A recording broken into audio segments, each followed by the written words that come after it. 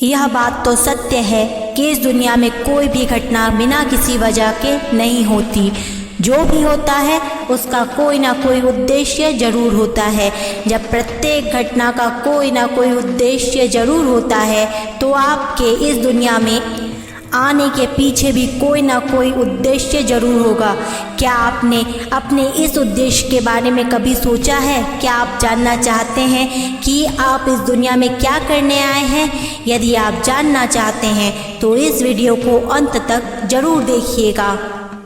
इस दुनिया का प्रत्येक व्यक्ति का केवल एक ही उद्देश्य है, अधिकार के साथ पैदा होता है और वह है अपने जीवन में सफलता प्राप्त करना। हम ऐसा क्या करें जिससे हमें सफलता मिल सके? क्या ऐसा कोई मंत्र है जो हमें सफलता दिला सके? सफलता वो मंजिल नहीं जिसे पाने के लिए हमारे आसपास के लोग हमसे कहते हैं और अपनी मर्जी को हम पर थोपते हैं, बल्कि सफलता वो मंजिल है जिसे हम खुद पाना चाहते हैं और हम वह पाना चाहते हैं जो हमें अच्छा लगता है। हम उसे पाना चाहते हैं जिसे हमें सुखद अनुभव होता है। हमारी मंजिल वही है जिसे प्राप्त करने में हमें आनंद का अनुभव होता है।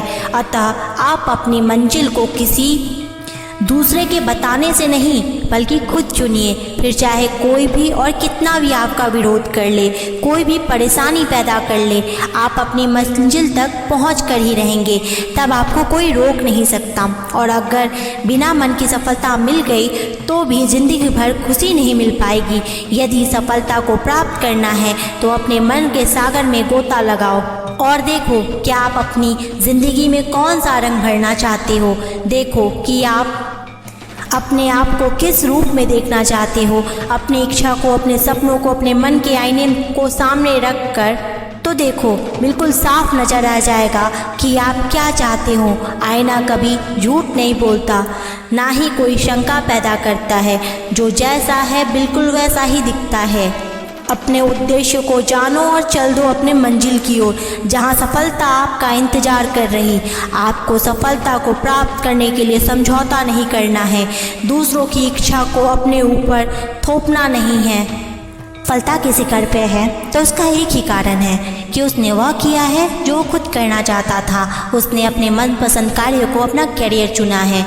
यदि आप सफलता प्राप्त करना है तो उठो, जागो और चल दो अपनी मनपसंद की मंजिल की ओर और तब तक मत रुको जब तक सफलता प्राप्त ना हो जाए। अपने खुद के सपनों को हकीकत बना दो, ना कि दूसरे के थोपे गए सपनों को हकीकत बनाने की कोशिश करो। क्या आप जानते हैं एक सफल व्यक्ति और एक असफल व्यक्ति में सबसे बड़ी समानता और सबसे बड़ी असमानता क्या होती है? दोनों में सबसे बड़ी समानता यह होती है कि दोनों ही सपने देखते हैं, लेकिन सबसे बड़ी असमानता यह होती है कि सफल व्यक्ति तो खुद के सपनों को हकीकत में बदलने के लिए सफलता की ओर कदम बढ़ा देता है, जबकि एक असफल व्यक्ति दूसरों द्वारा उस पर थोपे गए सपनों के बोझ को लेकर उन्हें हकीकत में बदलने के लिए कोशिश करता है। यह बात समझ लीजिए कि अपने मनपसंद सपनों को पूरा करने के लिए कदम बढ़ाने से सफलता हासिल होती है और तभी हमारा इस दुनिया में आना सफल हो जाता है। अपने जीवन के उद्देश्य को पहचानो और सफलता प्राप्त करने के लिए अपने अधिकार को प्राप्त कर लो। महादेव कहते हैं, जब सूरज अस्त होता है तो दरवाजे हर कोई बंद करता है, लेकिन जब भाग्य का सूरज अस्त होता है तो भी दुनिया के दरवाजे बंद हो जाते हैं। जब कभी ऐसी स्थिति आए तो आप ध्यान रखना कि सभी दरवाजे बंद हो सकते हैं, लेकिन परमात्मा का दरवाज़ा कभी भी बंद नहीं होता, वह हमेशा खुला रहता है। और अगर वह एक दरवाज़ा बंद करता भी है तो अनेक दरवाजे खोलता है। उदासी और दुख में डूबा हुआ इंसान बंद दरवाजे की ओर देखता है और भगवान की कृपा के जो दरवाजे खुले हैं उधर देखता ही नहीं। जब हम भगवान को भूलते हैं और किसी अहंकार में आकर यह सोचते हैं कि मेरी अकल, मेरी शक्ति, मेरा सामर्थ्य और मेरी योग्यता के कारण ही यह संभव हुआ है और मैं अपने कार्यों में सफल हुआ हूँ, तो ध्यान रखना, घमंड से इंसान फूल सकता है परंतु फल नहीं सकता, क्योंकि परमात्मा को किसी का अहंकार बर्दाश्त नहीं है। जब व्यक्ति ऐसा करता है तभी चोट खाता है। एक बार महाभारत में युधिष्ठिर के सवाल के उत्तर में भीष्म पिता ने कहा, मनुष्य से बढ़कर कोई नहीं।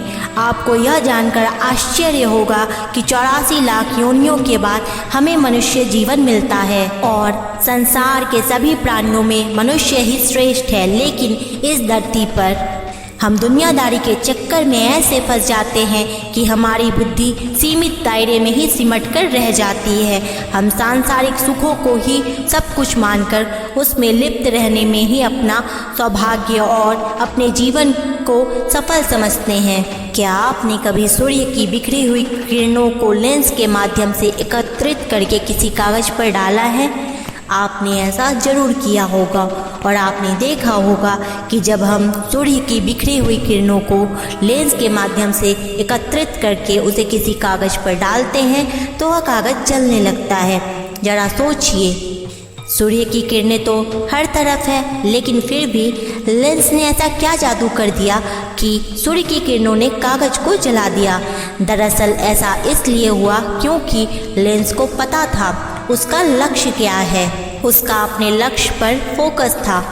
सूर्य की हर तरफ बिखरी किरणें किसी को नहीं जलाती, लेकिन जब वही किरणें लेंस के माध्यम से एकत्रित होती है तो कागज को जला देती है। फोकस की मदद से आप यह समझने लगते हैं कि आपको क्या करना है और क्या नहीं करना है। फोकस रखकर काम करने से हर बिगड़े काम बन जाते हैं और आप अपनी ऊर्जा को बर्बाद नहीं करते। अगर आप किसी क्षेत्र में सफलता चाहते हो तो आपको अपने काम के प्रति समर्पित रहना होगा। जब आप अपने मन चाहे क्षेत्र से जुड़ा हुआ काम करते हैं तो उस काम के प्रति समर्पित हो जाते हैं तो आपको सफल बनने से कोई नहीं रोक सकता, खुद आप भी नहीं। एक समय की बात है, एक राहगीर एक देश की यात्रा पर निकला। जब रास्ते में रात हो गई तो वह एक व्यक्ति के घर रुक गया। उस व्यक्ति का नाम था रामू। रामू ने उस राहगीर की खूब सेवा की और दूसरे दिन रामू ने राहगीर को उपहार देकर विदा किया। वह राहगीर रामू की सेवा से बहुत खुश हो गया और दुआएं देने लगा कि भगवान रामू को हमेशा खुश रखना, वह हमेशा दिन प्रतिदिन आगे बढ़ता ही रहे। इस बात पर रामू हंसने लगा। फिर से रामू बोला, जो है वह भी अब नहीं रहने वाला। इस बात पर राहगीर रामू की तरफ देखता ही रहा और वहाँ से चला गया। कुछ साल बाद राहगीर रामू के घर आया और देखा सारा धन और सारी संपत्ति सब कुछ चला गया है।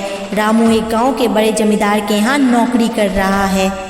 वह राहगीर रामू से मिलने के लिए वहाँ चला गया। रामू ने उस अभाव में भी उस राहगीर का स्वागत किया और झोपड़े में ही फटी चटाई पर बिठाया। उसके पास खाने के लिए जो रूखी सूखी रोटी थी वह खाने के लिए राहगीर को दे दिया। जब राहगीर वहाँ से जाने लगा तो उसके आँख में आंसू था। राहगीर कहने लगा कि भगवान तूने यह क्या किया। तो रामू फिर हंसने लगा और कहने लगा, आप क्यों दुखी हो रहे हो? ईश्वर हमें जिस हाल में भी रखे हमें खुश रहना चाहिए, हमें धन्यवाद देना चाहिए। सदा समय बदलता है और इतना ही नहीं, यह भी नहीं रहने वाला। इस पर राहगीर सोचने लगा, मैं तो केवल वैसे ही राहगीर हूँ, लेकिन सच्चा राहगीर तो तुम हो रामू। कुछ साल बाद राहगीर फिर यात्रा पर निकला और रामू से मिला तो दिखता ही रह गया। सब कुछ बदल चुका था। रामू अब जमींदारों का जमींदार बन चुका था। उसे मालूम हुआ रामू जिस जमींदार के यहाँ नौकरी कर रहा था उसकी कोई संतान नहीं थी। उसने अपनी सारी संपत्ति और जायदाद रामू को दे दी।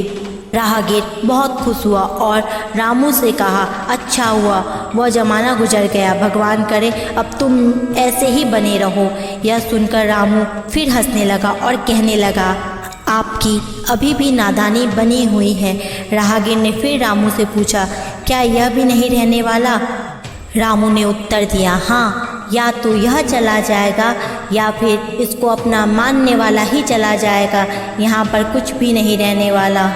अगर कोई चीज़ शाश्वत है तो वह है हमारी आत्मा, वह है हमारे मन की शांति, वह है हमारे मन का सुकून, और बाकी जो कुछ भी है वह हमेशा नहीं रह सकता।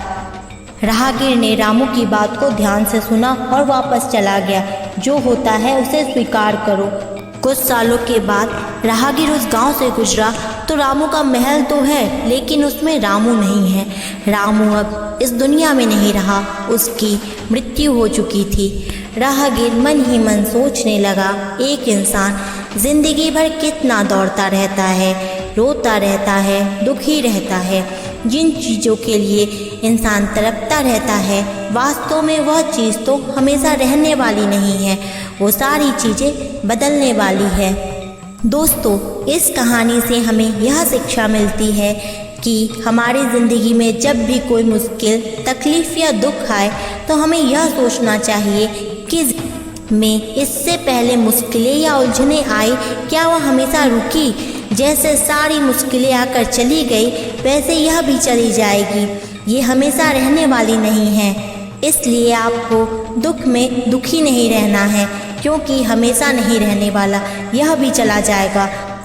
दोस्तों, इस वीडियो में इतना ही। अगर वीडियो अच्छी लगी हो तो लाइक और शेयर करें। ऐसे वीडियो और देखने के लिए हमारे चैनल को सब्सक्राइब करें। तब तक के लिए जय महाकाल।